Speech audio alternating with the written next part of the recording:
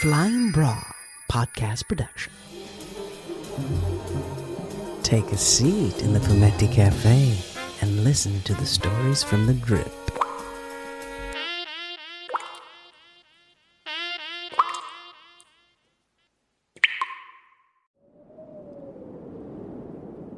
In the heated despair of Texas, full of shimmering refractions, and punctuated with juicy jade cacti, a bang!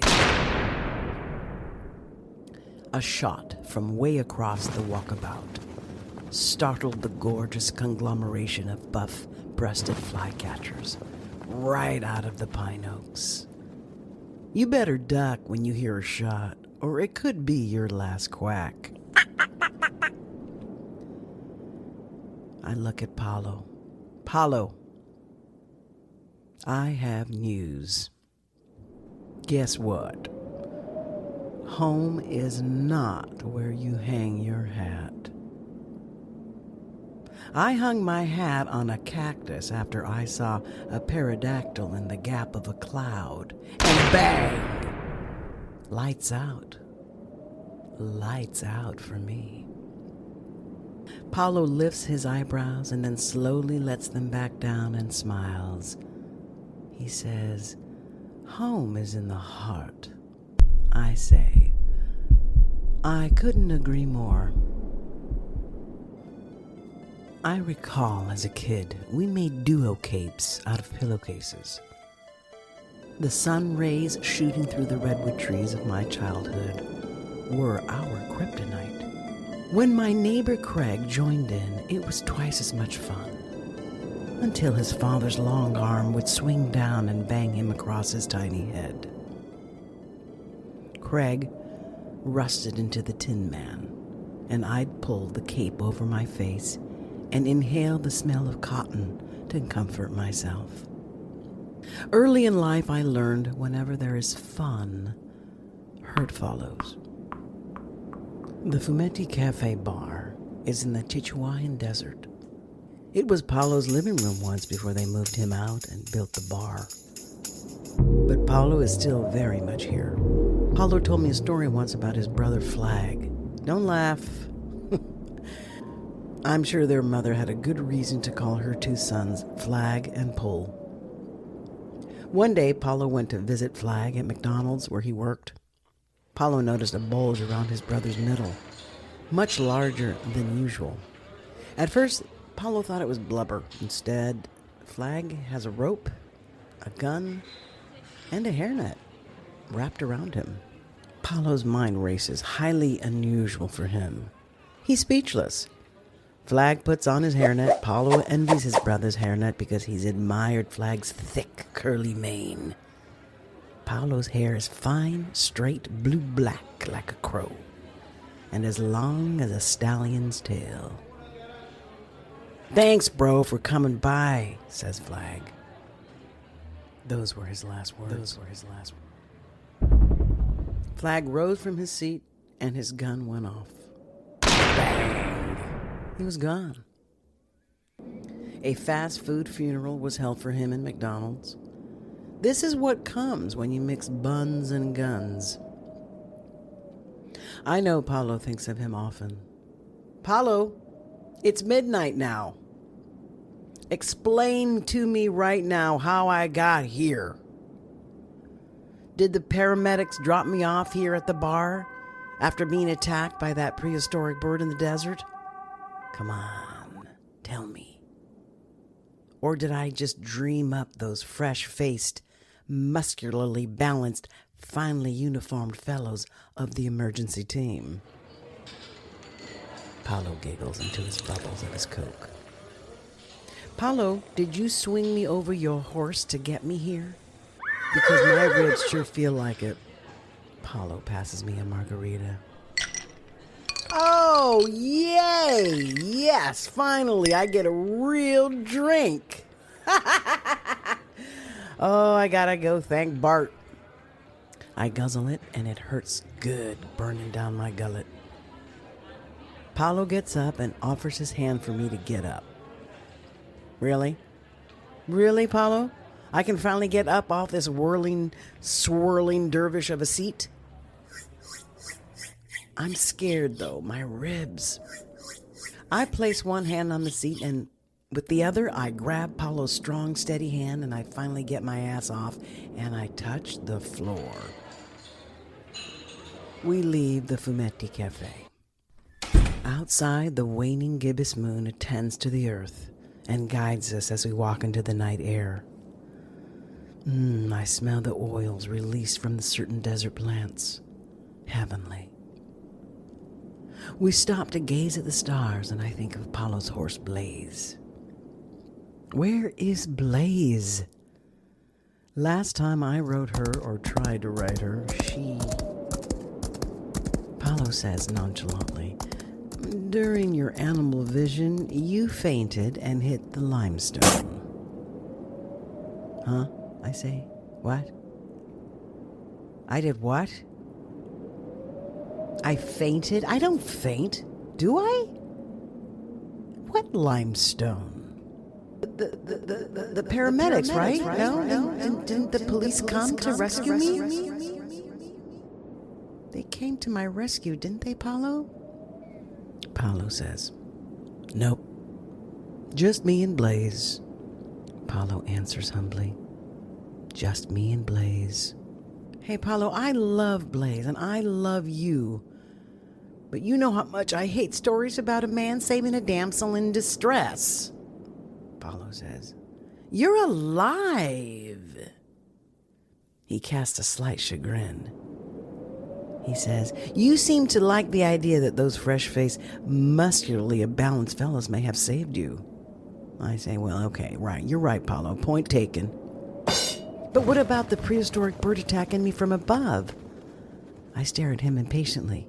What? I mean, you mean you're trying to tell me, Paulo, it didn't attack me? He nods his head. Wow. Now I'm really wondering if I lost control of all my senses. Or maybe Paulo snuck some peyote into my margarita. But I know he wouldn't do that. I feel immovable right now. Is this how Bombshell felt, stuck in the bathroom door, being greased down just to be reborn? I know this is mine, my own to walk through, but... Oh, Paulo, can you give me a hint? He says to me, with his big, gorgeous, almond dark eyes. Ask Katori, our Wikasa Wakan, about this powerful animal vision. Ask her. Paulo waits for my eyes to meet his again, and then he nods slowly. Okay, Paulo, I will. My diaphragm feels like it has sunk down to my ovaries. Oh, God. The lesson lies here, Paulo says, as he points to his heart with his big hand, and as it fans, it looks like a spider web. The lesson lies here. And here. He points to his third eye. All of a sudden, adrenaline just kicks in, and I speak vigorously. It only takes once to shatter a boundary. Then the rest is searching for the right healing potion. A whole life can go by just looking for that right healing potion. I came to the desert from many places to drink in the stillness so I could swipe clean the webs of the past. The desert has magnified them. A gust of wind and the stars are fulgurous. I blame myself for what hard things came my way. No, not the penises, but shame. I wore a uniform of shame. When you believe you are flawed, you're like a magnet to toxic crap. You dread instead a fly. Night animals frolic and forage. A hoot, I hear. Who are you? Who are you? Who are you? Paulo, I learned to take blows from meteors, adapt to unreasonable compression, smell gases without inhaling, look great, hold a job, have a period, cook a gourmet dinner, and not be heard. Hey, I'm practically Wonder Woman. Minus the outfit. Paolo says, yes. When Paolo says yes instead of yep, I know he's serious. So, you and Blaze, huh? I thought you never wanted me to ride her. Paolo looks at me and says, you rode her. You were just out cold. I swing back around and my eyes open wider. The sky is enormous, sparkling.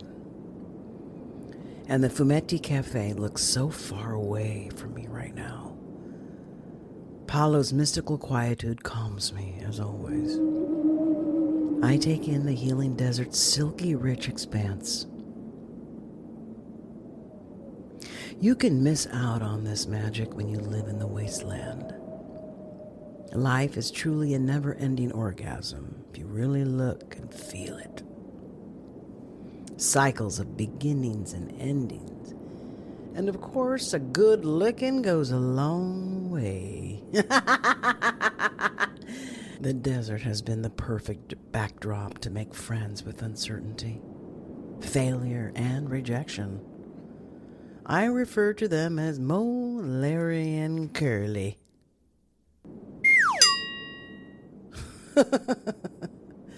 I laugh and Paolo joins in with a few neighs. Paolo, listen, I want to know and share the full reality of women's lives. Our stories. The ones deeply rooted in our hearts. Bombshell and Carmen. I know they have tales to tell. I recall what the Dalai Lama once said. If we stand with our sisters, we have a chance. And now, Kamala Harris is going to be president. Thank God for that.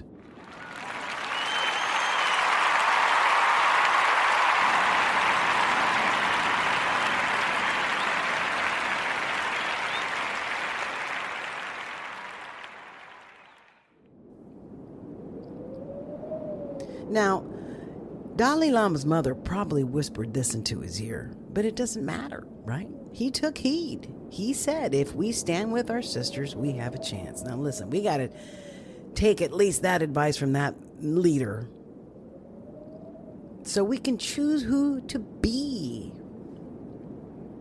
A lizard dashes through the loose cottonwood leaves. Hey, Paolo, did you know Fumetti means comics in Italian? He says no. Bart told me. Do you think it's because of the many unique characters that have been hammering on its creaky wooden planks instead of dancing in the middle where the new moonlight shines? Or is it because the spinning bar seats tumble you down to shake things up? Enough to see the endless knickknacks, tchotchkes become old bookmarks to pages that have longed to be turned. Or better yet, just cut out with a sharp silvery blade. The whole time I've been here, it's been exactly that. A comic strip. I have witnessed and engaged in these soap operas that tell amusing stories. Mine included. I pause and my body aches. Past memories rush over me. I feel hot all over and my neck stiffens. Paolo says, wait here. He begins to walk into the desert darkness towards his 1962 Eldorado convertible blue Midnight. Love that car. Paolo's silhouette briefly blots out the chiefs. That's what Paolo calls the stars. I see the chrome trim catch the glimmer as he walks towards the horizon, and nightfall opens to reveal its enormity. Paolo takes his ancestral Indian blanket out of the trunk and lays it down on the rich red earth, several feet from the blue Midnight. Paolo, what are you doing? Excuse me, Mr. Paolo. What are you doing, taking a nap? He doesn't answer, so my foot, pawing like a bull, dust rises. What are you doing, a ritual now? I thought we'd go for a drive on the Blue Velvet Ridge. Paulo sits cross-legged on the blanket, looks right into my eyes and says, "You must cry now." What are you talking about, Paulo? Oh, Jesus. Cry? Cry? I watch a tumbleweed momentarily latch onto the blanket and quickly drift off. "Yes," he says, "cry. Take your full feminine power back or your anger will blind you." Paulo begins to unfold the soft, dark red leather and wool shawl. Turquoise, colorful beads, shells, bones, porcupine quills, 4 bear claws, and eagle feathers wave at me like the aurora borealis. My body feels the power of woven beauty. My hands clasped behind me, but my tongue honors my brain. No, not Paulo, not now. My gut is steel, poised in resistance, and tears roll down my cheeks. Paulo says, "The shawl will protect you, and the blanket will guide you." Paulo straightens one of the leather tassels. "Paulo, I can't find the gentle and the fucking calm inside so I can cry part right now, you chief ball breaker." One hand on my forehead, I'm hot. The other hand wipes my cheek. I feel guilty about calling Paulo a ball breaker. And then I picture the little French nun I used to know in Switzerland. I blurt, "I won't be forced, Paulo." That little nun, she was trying to force me to go to Mass at 5 a.m. in the morning. No. So I wrap my arms around my stomach as if I'm holding a baby. "Paulo, I need a Kleenex." Paulo hands me a paper towel. "Hey, Paulo, I need a lace handkerchief." Paulo knows I'm messing with him. Paulo is a glacier of patience. Finally, I kneel down next to him, and he wraps me in the shawl. I don't want to do this. Paulo says, "Remember, you're not at war. Set your warrior shield aside, and it will bring your bird vision back." Paulo holds out his hand on his knee, palm up, and I take it. Oh, God, it's so warm, steady, and gentle. He says, "I will cry with you." I was like, okay, you know what? "Paulo, you know how itchy wool is for me." So I start to scratch my knees. He knows I'm stalling. Paulo breathes in a long, deep breath.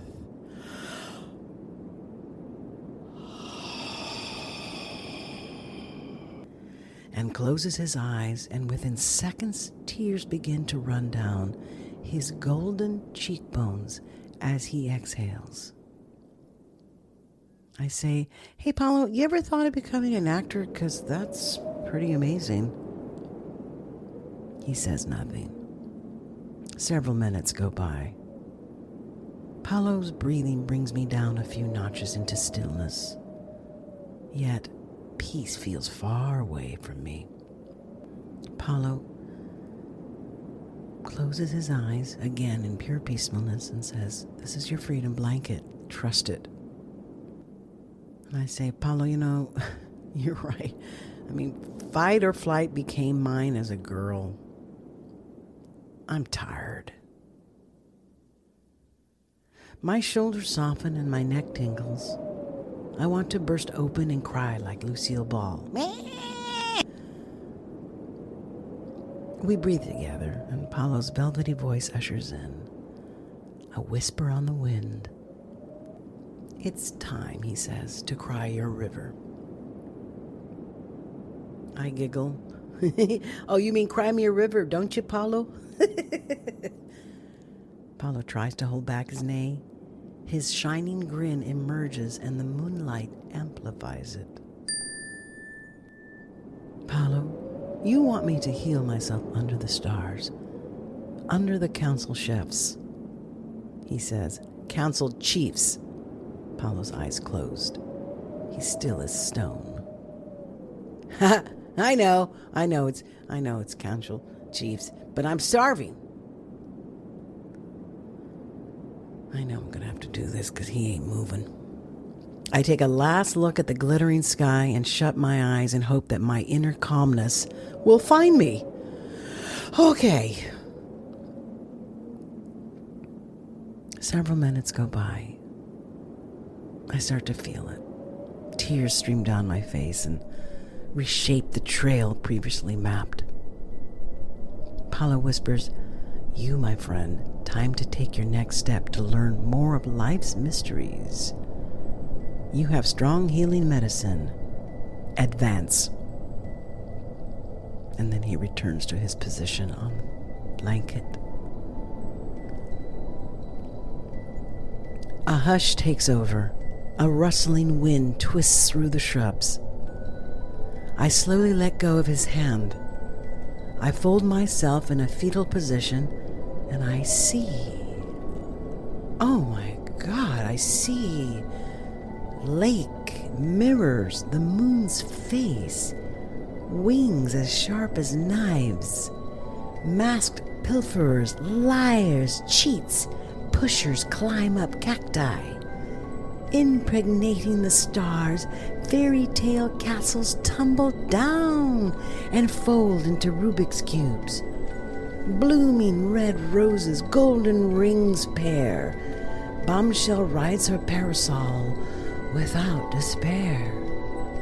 Chatting with Betty Davis, flipping boogers without a care. Lancelot waving a martini for Hammer to dare. Driving into paintings of chocolate pyramids. To have and have not, an ending is rare. Hoop skirts, flying saucers alike. Dust the desert spinning tales. Ally, hope I wake up. Jesus is in a suit and tie, and his aftershave smells like formaldehyde. Gonna die, stalkers or walkers, crosstalkers. Get on in this dreamlike high. Plain Pinon drinks coffee through his cigar. Healing hands touch my hair. I feel see the sky.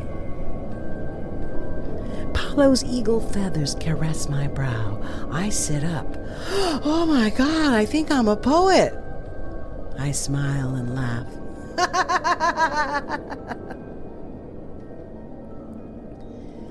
I finally see the sky. Paulo begins to chant. Oh, this runs like new blood through my veins, and a deep river of fear bubbles up inside me. Hours scurry by. Profound bellows gradually turn into pterodactyl shrill piercing cries. A full bodily expansion ensues. My wings unfurl. I glide on the wind.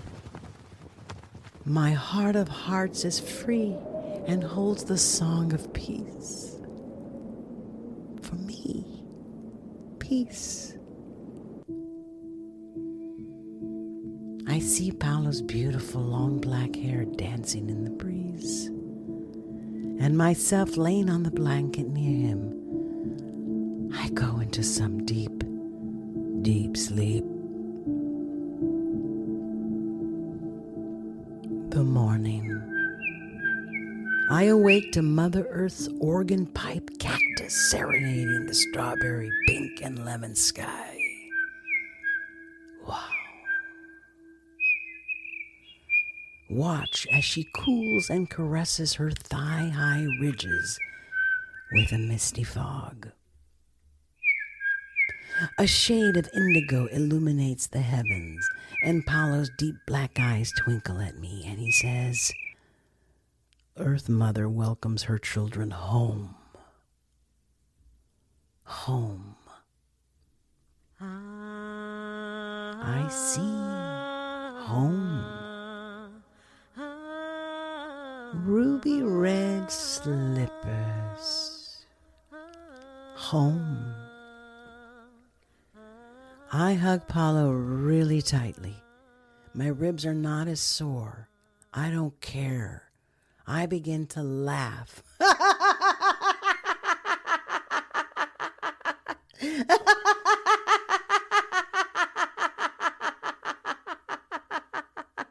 I can't stop laughing. And Paulo joins in.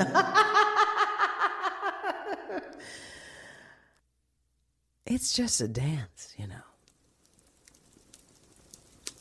Paulo says, might be wise for you to join others for the powwow and the grass dance. Paulo, what about that fancy war dance with the drums? I like that one. Paulo says, you will need a really good breakfast for that one. Paulo ties back his gorgeous black mane. Hey, Paulo, will you make us your special chilaquililis? I lick my lips with gusto. You mean chilaquiles? And we both burst out in laughter. Well, actually, Paulo neighs. I'm not going to try to neigh. There's only one neigh, and it comes out of Paulo. We take a quick, gasping breath and breathe in the desert air.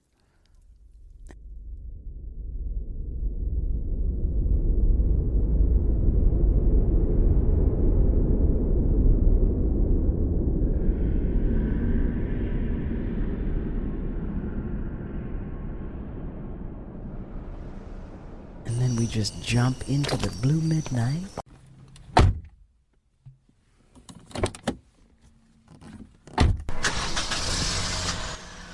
And we're off!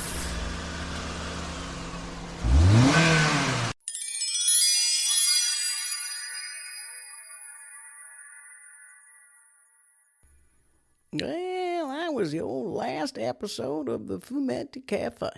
That's right. Everybody gone home. Even Bombshell, she got herself out. I just want to thank y'all for listening to the old Fumetti here in the old Texas desert. And I hope to see y'all again. I just wanted to leave you with a little something from Jack Gilbert. He said, we must risk delight. Don't you just love that? I do.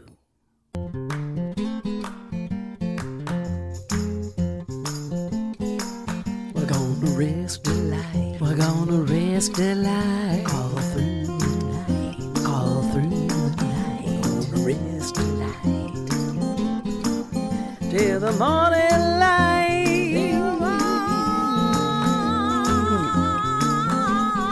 We're gonna risk delight. All through the night. And gonna risk delight till the morning light. We're gonna risk.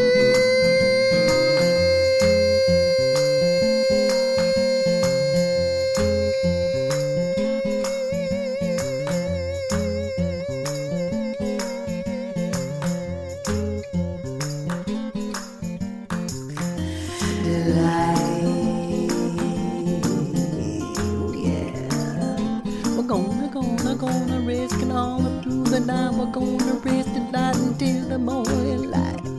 Now you know, now you know, now you know, you now do it right. Now you know, now you know, now you know, now you know, now you know, you do it right.